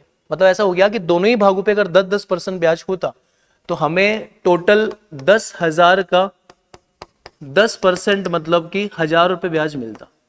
ठीक है, अगर दोनों ही भागों पे 10-10% ही ब्याज होता तो हमें टोटल अमाउंट 10,000 का 10%, 10,000 का 10%, 1,000 रुपए ब्याज मिलता, जो कि 1,200 रुपए वाले ब्याज से कितना कम है, 200 रुपए कम है। अब ये कम क्यों आया, मतलब वास्तविक ब्याज से 200 रुपए ब्याज कम क्यों आया, क्योंकि अगर तुम दोनों ही भागों पे 10-10% कर दोगे तो जिस वाले भाग पे 15% था उस पे आपने 10% कर दिया तो उसका 5% कम हो गया। तो ये जो 200 रुपए कम आया है ये 15% वाली राशि का 5% है। तो आप बताओ अगर 5% का वैल्यू 200 होगा तो 1% का वैल्यू 40 होगा, तो 100% का वैल्यू कितना होगा, 4,000 होगा। तो यही क्वेश्चन का राइट आंसर बन पाएगा। ओके, तो दोनों में जो सॉल्यूशन आपको ठीक लगे उसके अकॉर्डिंग आप आगे बढ़ सकते हैं, कोई दिक्कत नहीं है। ठीक है भाई, चले अगला क्वेश्चन हमारा टाइम एंड वर्क के टॉपिक का है और एक काफी इंपॉर्टेंट क्वेश्चन आज हमने लिया है। ए और बी किसी कार्य को 10 दिन में पूरा कर सकते हैं, बी और सी 12 दिन में, सी और ए 6 दिन में, और अकेले इस काम को कितने दिन में पूरा कर सकता है। ठीक है भाई, ए की बात कर रहा है, ए अकेले इस काम को कितने दिन में पूरा करेगा। देखो एक फिक्स टाइप का सवाल होता है, ऐसा से कि बहुत सारे क्वेश्चंस में, बहुत सारे एग्जाम्स में क्वेश्चन रिपीट होता है। तो इसमें एक फिक्स पैटर्न है। क्या पैटर्न है कि भाई इसने बोला है कि ए और बी एक साथ मिलकर, ए और बी मिलकर काम को 10 दिन में, बी और सी मिलकर 12 दिन में, सी और ए मिलकर 6 दिन में। तो ए बी सी 3 लोग हैं और दो मिलकर, 2 व्यक्ति मिलकर काम कितने दिन में करते हैं वो डाटा दे रखा है। तो ऐसा लिख लेते हैं इसको भाई, ए और बी मिलकर इस काम को 10 दिन में, बी और सी मिलकर इस काम को 12 दिन में, और सी और ए मिलकर इस काम को कितने दिन में करता है, 6 दिन में करता है। तो या तो देखो आप एलसीएम ले सकते हो या फिर रेशियो बना सकते हो। तो मैं एलसीएम ले लेता हूं। तो अगर आप देखेंगे 10 12 6 का एलसीएम कितना होगा, 60 होगा। ये 60 पूरा काम है। फिर आप इस 60 पूरे काम में इनके समय 10 12 6 का भाग देंगे तो इनकी कार्यक्षमता 6 5 और 10 होगी। ये इनकी कार्यक्षमता हो गई। तो इतना तो आप समझते होंगे, बेसिक का कोई दिक्कत नहीं है। उसके बाद सबसे इंपॉर्टेंट यही बात है कि अगर मुझे पता करना है कि ए अकेला इस काम को कितने दिन में करेगा तो आपको एक ही कार्यक्षमता चाहिए। तो यहां से एक ही कार्यक्षमता निकालने का क्या तरीका है, वही सबसे इंपॉर्टेंट बात है। तो देखो पैटर्न एक फिक्स पैटर्न होता है जिससे हम सवाल का आंसर निकाल सकते हैं। ये ए प्लस बी का है, ये बी प्लस सी का है, सी प्लस ए का है। तो आपको इन तीनों को जोड़ना है। ठीक है, मतलब A plus B plus C plus A सबको जोड़ना है। तो ए प्लस बी की कार्यक्षमता 6 है, बी प्लस सी की 5 है, सी प्लस ए की 10 है। तो आप इन तीनों को जोड़ेंगे तो आप देखिए इसमें ए भी 2 बार होगा, बी भी 2 बार, सी भी 2 बार होगा। इसके वाले 2a 2b 2c होगा, जहां से 2 कॉमन आ जाएगा और 2 कोष्टक a प्लस बी प्लस सी होगा। और ये 6 और 5 11 और 10 कितना होगा भाई, 21 होगा। और अब आप 2 का भाग देंगे तो ये 10.5 होगा। ठीक है, मतलब ये जो 21 आया है ये 21 ए बी सी तीनों की कार्यक्षमता का टोटल जो होगा उसका डबल आया है। तो हमने 2 का भाग दे दिया, 10.5 आ गया। अब ये जो 10.5 है ये ए बी सी तीनों की कार्यक्षमता है। तो मुझे यहां से एक ही कार्यक्षमता चाहिए। तो देखो एक ही कार्यक्षमता निकालने का तरीका क्या होगा, तीनों की टोटल कार्यक्षमता एबीसी तीनों की टोटल कार्यक्षमता 10.5 है। अब मुझे 10.5 में से सिर्फ एक ही कार्यक्षमता चाहिए। तो आपको क्या करना पड़ेगा, इस 10.5 में से बी और सी की कार्यक्षमता घटानी होगी। और बी और सी की कार्यक्षमता कितनी है, 5 है। तो आप इसमें से 5 घटाएंगे तो एक ही अकेले की जो कार्यक्षमता होगी वो 5.5 होगी। ठीक है, तो एक की कार्यक्षमता 5.5 है। अब आपसे पूछ रहा है कि ए अकेला इस काम को कितने दिन में करेगा। तो काम कितना है भाई, पूरा काम 60 है और आप ए की कार्यक्षमता 5.5 का भाग देंगे तो ए का समय आ जाएगा। यानी समय निकालने के लिए पूरे काम में कार्यक्षमता का भाग देते हैं। तो यहां से 0 और 5 से अगर ये कटेगा तो 120 और नीचे 11 होगा। और आप देख पा रहे हैं 120/11 ही इस क्वेश्चन का राइट आंसर है। ठीक है, तो सेलेक्टेड क्वेश्चन है, एग्जाम में काफी बारी बनता है। इस पैटर्न को आप ध्यान रखिएगा, ए प्लस बी बी प्लस सी सी प्लस ए हो तो तीनों को जोड़ना है और जोड़ने के बाद ये ए प्लस बी प्लस सी का डबल बनेगा। ठीक है भाई, नेक्स्ट क्वेश्चन की तरफ हम बढ़ जाते हैं। तो अगला क्वेश्चन प्रॉफिट एंड लॉस का एक मोस्ट इंपोर्टेंट क्वेश्चन है। क्या क्वेश्चन है, एक लेख 144 रुपए में बेचा गया। यदि लाभ का प्रतिशत संख्यात्मक रूप से लागत मूल्य के बराबर है तो लेख की लागत मूल्य क्या है। देखो हमें पता है इस क्वेश्चन में क्या लैंग्वेज है, आप आराम से एक बार समझ सकते हैं। हो सकता है आपके सामने बहुत बार क्वेश्चन आया और आपने इसको या तो स्किप किया हो। ठीक है, और ये जो क्वेश्चन हमने लिया है भाई, ये पिछला आरपीएफ का जो पेपर लगा था 2018 में, या लास्ट समझ लो कि लास्ट जो आरपीएफ का पेपर लगा था उसी पेपर में से हमने क्वेश्चन लिया है।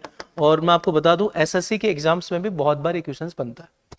तो देखो इस क्वेश्चन को सोल्व करने का क्या इजी तरीका हो सकता है। तो पहले तो क्वेश्चन का मेन समझ लो आप क्या है कि एक वस्तु को 144 रुपए में बेचा जाता है। तो ये क्या है भाई, एसपी है। ठीक है, और इसमें इंपॉर्टेंट बात यह है कि यदि लाभ का प्रतिशत संख्यात्मक रूप से लागत मूल्य के बराबर है। तो अगर आपको समझना है कि ये टाइप याद रखने का पॉइंट कौन सा है, ये वाला है कि लाभ का जो प्रतिशत संख्यात्मक रूप से लागत मूल्य के बराबर है।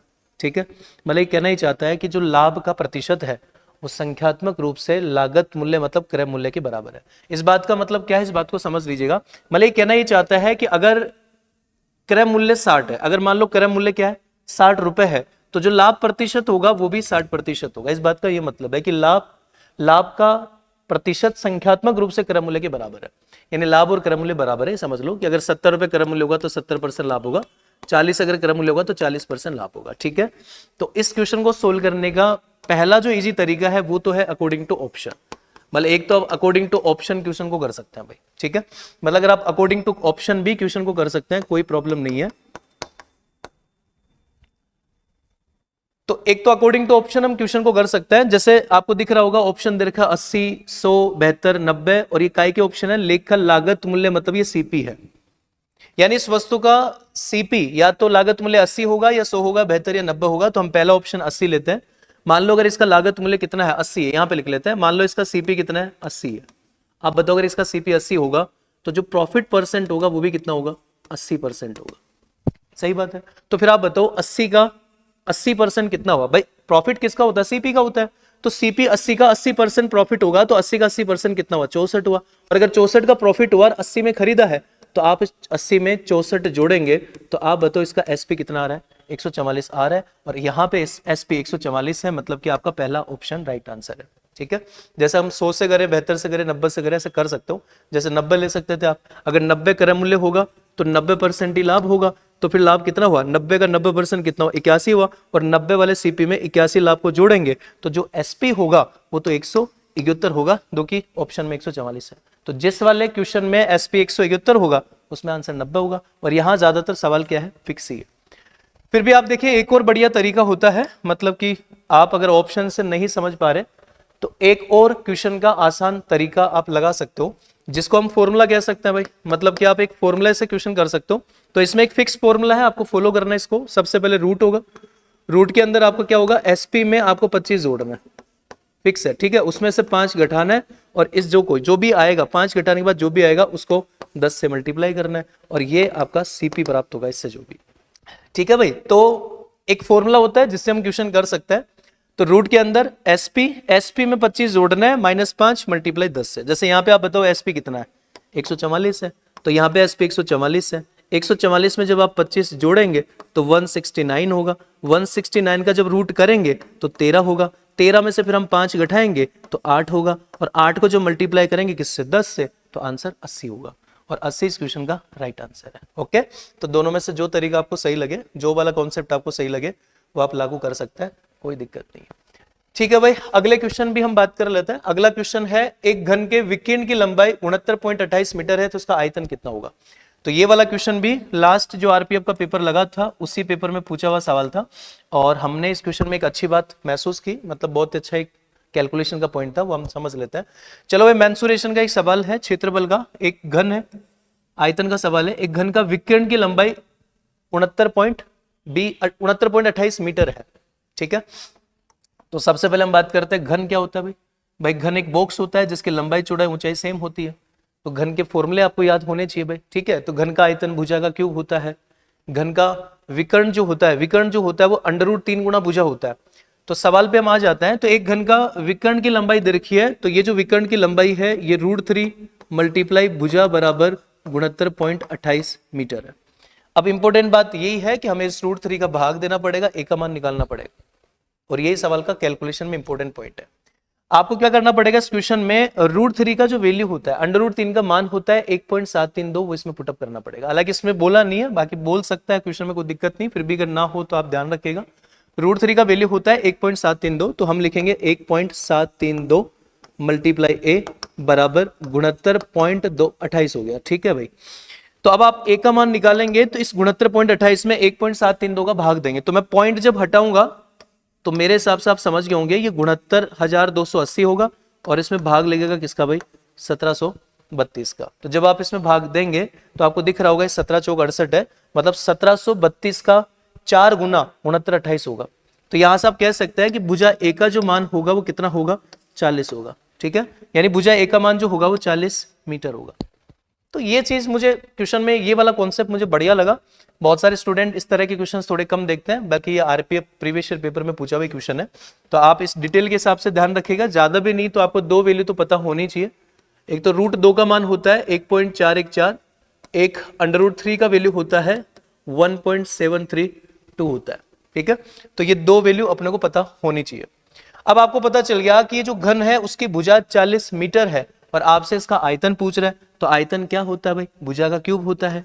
तो हमें भुजा 40 का क्या करना होगा, क्यूब करना होगा।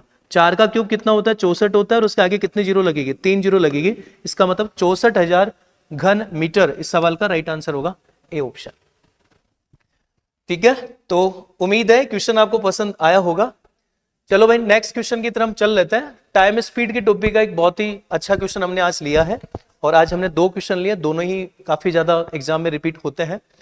क्वेश्चन ये है कि एक व्यक्ति मीटिंग में जाने के लिए चलना आरंभ करता है और उसे पता चलता है कि 4 किलोमीटर पर आवर की चाल से चलने पर वह 20 मिनट देरी से पहुंचेगा और 5 किलोमीटर पर आवर की चाल से चलने पर वह 10 मिनट जल्दी पहुंचेगा। तो एक फेमस और रेगुलर सवाल है कि भाई 20 मिनट देरी से पहुंच रहा है, 10 मिनट जल्दी पहुंच रहा है, तो ऐसा हम याद रखते हैं देरी और जल्दी वाला क्वेश्चन है।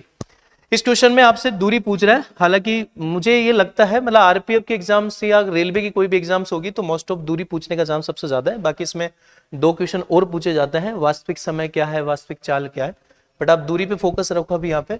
तो देखो देरी जल्दी वाला एक सवाल है, और देरी जल्दी वाले सवाल में अगर आप दूरी निकालना चाहते हैं तो मैं कहता हूँ एक फॉर्मूला यूज कर सकते हैं आप, ठीक है। मतलब यहाँ पे एक फॉर्मूला यूज कर सकते हैं। फॉर्मूला क्या है, छोटा सा, ऊपर तो चालों का गुणनफल होगा, ठीक है भाई, ऊपर तो चालों का गुणनफल होगा यानी कि 4 × 5, नीचे चालों का अंतर होगा, चालों का अंतर कितना हो गया, 1 हो गया, और मल्टीप्लाई आएगा समय।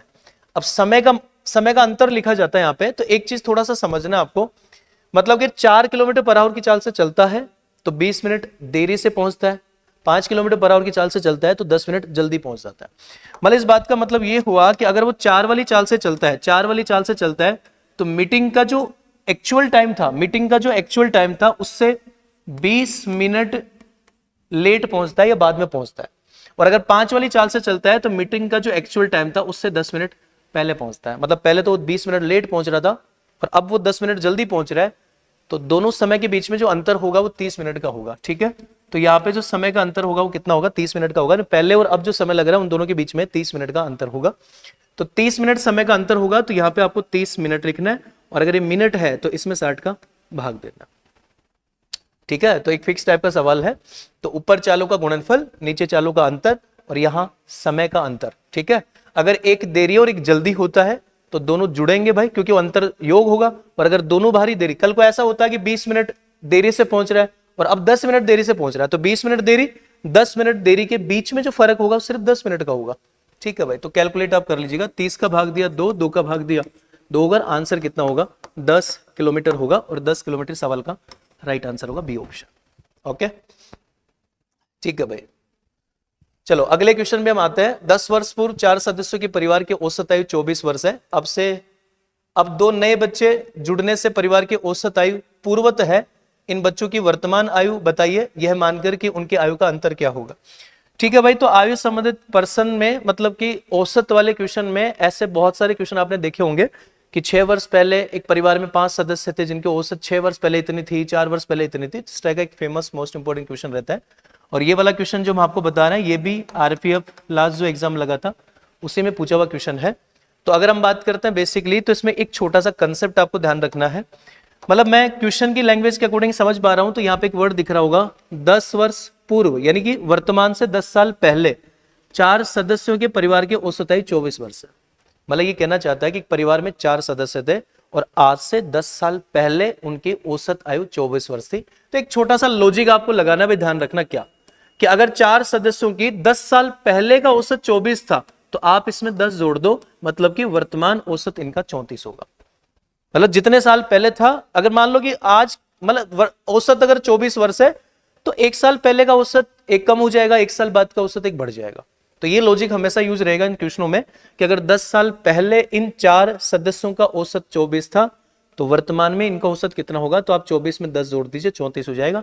लेकिन विशेष बात ये ध्यान रखेगा कि अगर आप 24 में 10 जोड़ के 34 करोगे तो ये 34 जो वर्तमान में औसत आएगा, अगर ये 24 4 लोगों का औसत है तो 10 जोड़ने के बाद जो 34 होगा वो भी सिर्फ 4 ही लोगों का औसत होगा, यानी कि सदस्यों की संख्या में कोई चेंजेस नहीं होगा।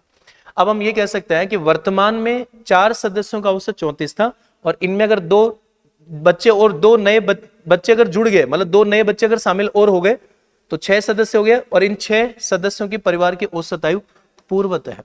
तो पूर्वतः का मतलब क्या है, इस बात को समझेगा।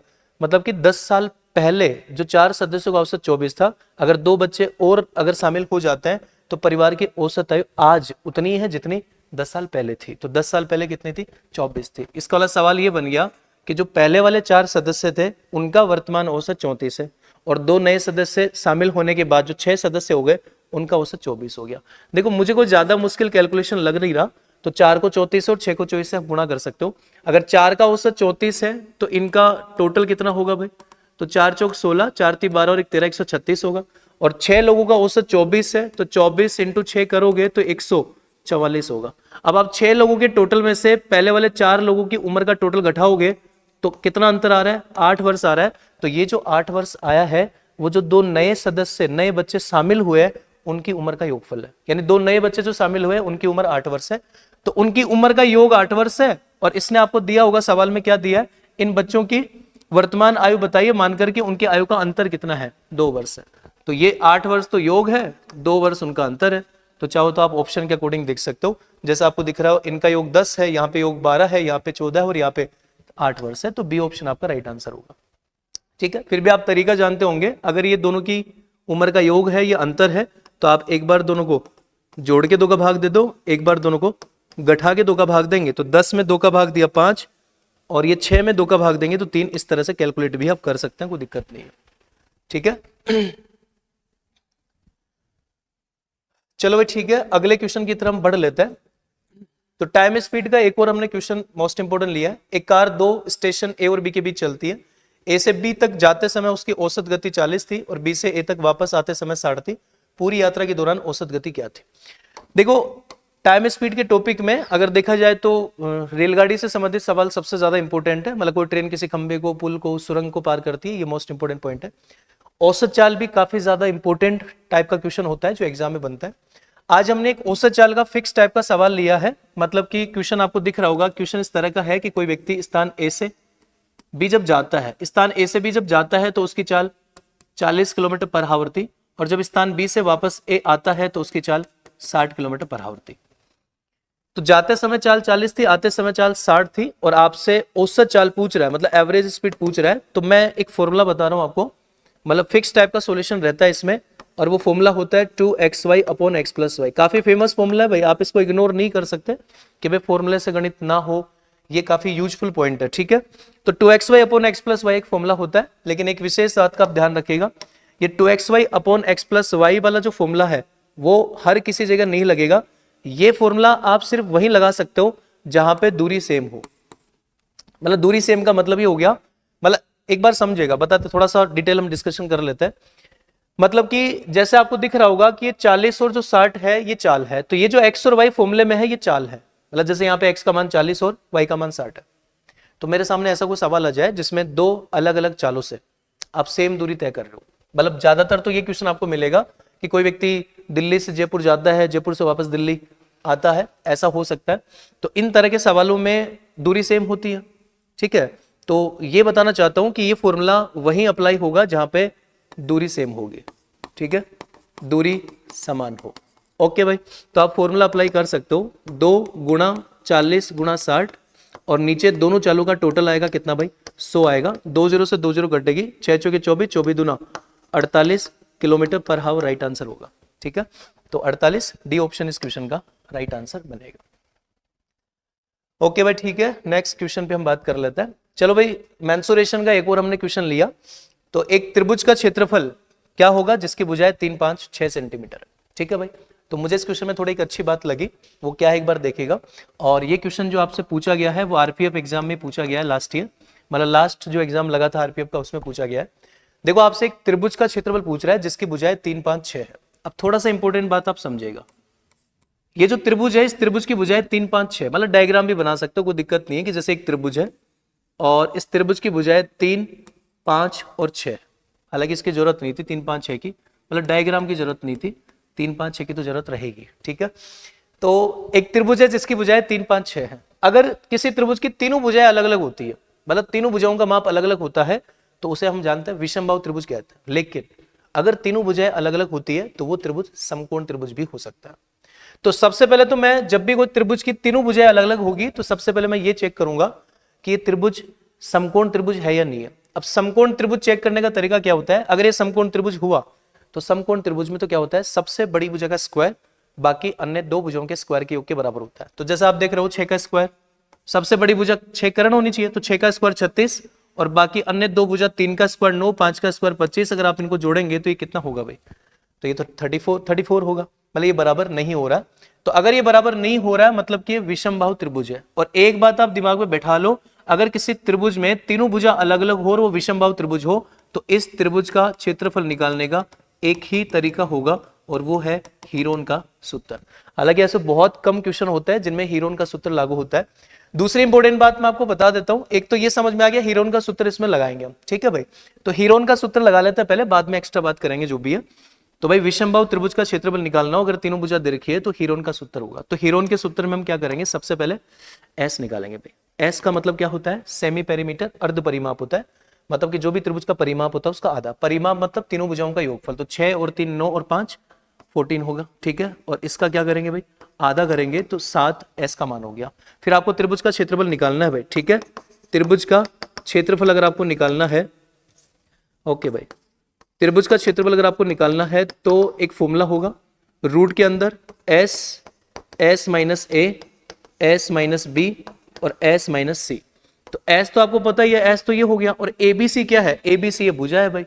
जैसे मान लो ये ए है, ये बी है और ये सी है, तो ए का मान 6 है, बी का मान 5 है, सी का मान 3 है। इसमें पुटअप करेंगे तो सबसे पहले एस का मान 7 हो गया। फिर आपको क्या करना है, ये जो एस का मान 7 है, इस 7 में से आपको बारी बारी से सब भुजाओं को घटाना है। तो बताओ 7 में से 6 गया, 1 बचेगा।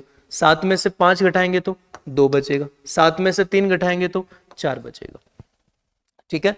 तो जब आप इसका रूट करेंगे तो सिर्फ 4 का रूट होगा कितना भाई, 2, और ये बाकी 7 और 2 मल्टीप्लाई होके रूट 14 रहेगा। और ये इस त्रिभुज का क्षेत्रफल होगा 2 रूट 14 सेंटीमीटर स्क्वायर, जो आप देख पा रहे हैं बी ऑप्शन में है, ठीक है। तो मोस्ट इंपोर्टेंट पॉइंट है, लास्ट आरपीएफ के एग्जाम में पूछा हुआ सवाल है। अब एक छोटी सी बात मैं और बता देता हूं आपको साथ साथ, अगर मान लो ये भुजा ऐसी होती, अगर मान लो ऐसा होता, ध्यान से एक बार समझ लो, ये सबसे ज्यादा काम आएगा बल्कि एग्जाम में। तो मान लो अगर ऐसा होता कि त्रिभुज की भुजाएं 3 5 6 के बजाय अगर ये त्रिभुज की भुजाएं 3 4 5 होती, मैं इजी एग्जाम्पल ले रहा हूं 3 4 5, तो हम क्या करेंगे, पहले चेक करेंगे कि भाई 3 4 5 अगर त्रिभुज की भुजा है तो ये समकोण त्रिभुज है या विषमबाहु त्रिभुज है। तो हम सबसे बड़ी भुजा का स्क्वायर करेंगे। 5 का स्क्वायर 25 होता है, 3 का स्क्वायर 9 होता है, 4 का स्क्वायर 16 होता है, 16 और 9 25 होता है। तो सबसे बड़ी भुजा का स्क्वायर और बाकी अन्य दो भुजाओं के स्क्वायर का योग बराबर हो रहा है। अगर बराबर हो रहा है तो ये कौन सा त्रिभुज है भाई, समकोण त्रिभुज है। अब एक बात ध्यान रखिएगा, समकोण त्रिभुज का क्षेत्रफल आप ऐसे भी निकाल सकते हैं, लेकिन इसका क्षेत्रफल निकालने का एक इजी तरीका होगा और वो होगा 1/2 आधार गुणा ऊंचाई। अगर ये समकोण त्रिभुज होता तो इसका क्षेत्रफल 1/2 आधार गुणा ऊंचाई से निकालेंगे। अब एक चीज आप ध्यान रखिएगा, इन तीनों भुजाओं में से किसी एक को आधार किसी एक को ऊंचाई मानना है। कैसे मानना वो ध्यान रखिएगा, मैं फिक्स बात कर रहा हूं, बाकी एक्स्ट्रा डिटेल नहीं बता रहा कौन सा आधार कौन सी ऊंचाई होगा। तो आप एक काम करो, कोई भी समकोण त्रिभुज में सबसे बड़ी भुजा कर्ण है, सबसे बड़ी भुजा जो कर्ण है उसको छोड़ दो, उसको छोड़कर बाकी अन्य जो दो भुजा बच गई उसमें से किसी एक को आधार एक को ऊंचाई मान सकता है। तो इसका मतलब 3 और 4 में से एक आधार एक ऊंचाई होगा, तो 1/2 आधार 3 हो गया, ऊंचाई 4 हो गया, और 2 का भाग अगर देंगे तो 2, और इसका क्षेत्रफल हो जाएगा 6 सेंटीमीटर स्क्वायर। ज्यादातर एग्जाम में समकोण त्रिभुज का क्षेत्रफल पूछा जाता है, तो अगर समकोण त्रिभुज का क्षेत्रफल पूछे तो पैटर्न बता दिया, फॉर्मूला 1/2 आधार गुणा ऊंचाई होगा। सबसे बड़ी भुजा कर्ण को छोड़कर बाकी दोनों भुजाओं में से एक को आधार एक को ऊंचाई मानेंगे। ओके भाई, चलो भाई ठीक है। तो आज के सेशन का एक आखिरी क्वेश्चन हम और देख लेते हैं। जैसे रेशो का सवाल है, 3 संख्या है जिनका अनुपात दे रखा है, सबसे छोटी और सबसे बड़ी संख्या के बीच का अंतर 12 दे रखा है, तो वह संख्या ज्ञात करो जो न तो सबसे छोटी हो न ही सबसे बड़ी हो। देखो इस क्वेश्चन में कुछ भी नहीं है, मतलब रेशो में ज्यादातर क्वेश्चन कर चुके हैं। सबसे पहला इंपॉर्टेंट पॉइंट यह है कि 3 संख्या है जिनका अनुपात दे रखा है 4/5 अनुपात 5/6 अनुपात 9/10। तो हमें क्या करना है, ये जो अनुपात दे रखा है फ्रैक्शन में दे रखा है, तो हमें इस फ्रैक्शन के अनुपात को सिंपल रेशो में कन्वर्ट करना है। अब सिंपल रेशो में कन्वर्ट करने के लिए हम क्या करते हैं, जो नीचे वाली संख्या 5, 6 और 10 है उनका एलसीएम लेते हैं। 5, 6, 10 का एलसीएम क्या होगा, 60 होगा, और सबको क्या करेंगे भाई, 60 से गुना करेंगे। तो सबको 60 से गुना करेंगे भाई, ठीक है।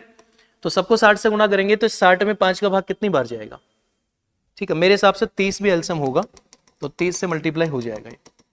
ओके भाई, ठीक है। तो 5, 6 और 10 का एलसीएम 30 होगा, तो 30 से मल्टीप्लाई करेंगे बिल्कुल। तो 30 से सबको मल्टीप्लाई करेंगे, हालांकि मैं लिख रहा हूं आपको समझने के लिए। तो 30 में 5 का भाग जाएगा 6 बार, 6 चौके 24 हो गया ये, ठीक है। 30 में 6 का भाग 5 बार जाएगा तो ये 25 हो जाएगा। 30 में 10 का भाग 3 बार जाएगा तो ये 29, 27 हो गया। चलो ये हो गया तीनों संख्याओं का अनुपात। अब इसको देख के आपको पता चल रहा होगा सबसे छोटी संख्या कौन सी है, सबसे बड़ी संख्या कौन सी है। तो इसने क्या बोला भाई, सबसे छोटी और सबसे बड़ी संख्या के बीच का अंतर 12 है। तो आप बताएं सबसे छोटी संख्या क्या है, 24 है। सबसे बड़ी संख्या क्या है, 27 है। दोनों के बीच का अंतर कितना है, 3 है। और 3 यूनिट का मान अगर 12 होगा तो 1 यूनिट का मान कितना होगा, 4 होगा। और आपसे क्या पूछ रहा है, वो संख्या बताओ जो न तो सबसे छोटी ना सबसे बड़ी, बीच वाली संख्या। और बीच वाली संख्या कितनी है, 25 है। अगर 1 यूनिट का मान 4 होगा तो 25 यूनिट का मान कितना होगा, 100 होगा। और सी ऑप्शन आपका राइट आंसर बनेगा। ओके, ठीक है भाई। तो आज की 4th नंबर की क्लास हम कंप्लीट कर चुके हैं, और आप सभी जो वीडियो देख रहे हैं, मेहनत हमारे साथ कर रहे हैं, उसके लिए बहुत बहुत धन्यवाद। बाकी सभी स्टूडेंट तक आप शेयर कर सकते हैं, बहुत बहुत आभार होगा इस बात के लिए आपको। और वीडियो को लाइक करें, कमेंट आप जरूर करें। धन्यवाद, थैंक यू सो मच।